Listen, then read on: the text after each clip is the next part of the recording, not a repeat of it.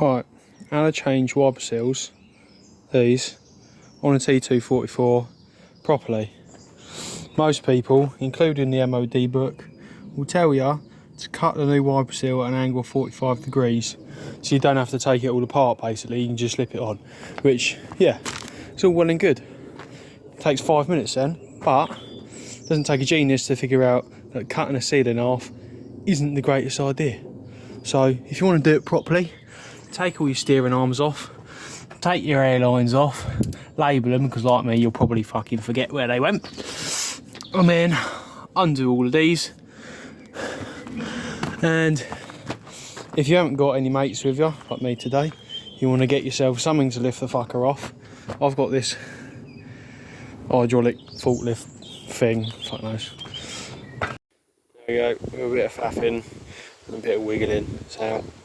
And then it's literally just a case of sliding the seal over the aft shaft and into place.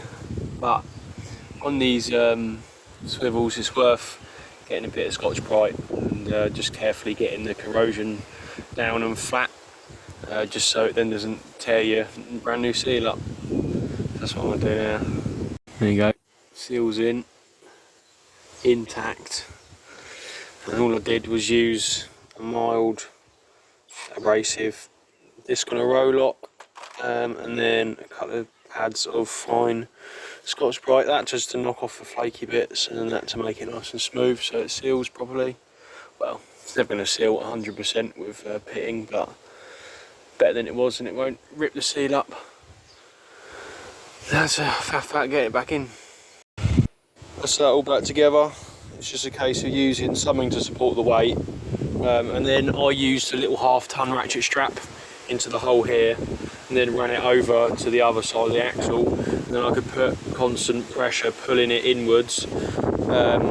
Obviously probably you wouldn't have to do that if you had someone to help you, but if you're on your own you can do that, and then while that's applying the pressure inwards, so you can use a bar to play around with it and get it to line up properly, spring the prop till splines engaged, and then it just plops in. It's just a thin coat of RTV, there's no gasket in between these, and then the bolts are 81 to 99 foot-pounds here, and then when you put your track rods back on they're 150 to 175 foot-pounds.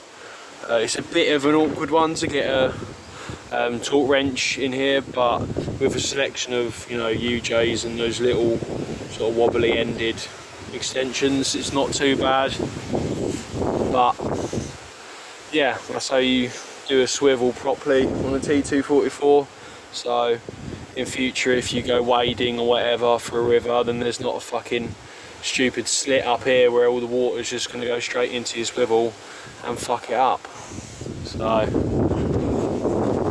there you go, sorted.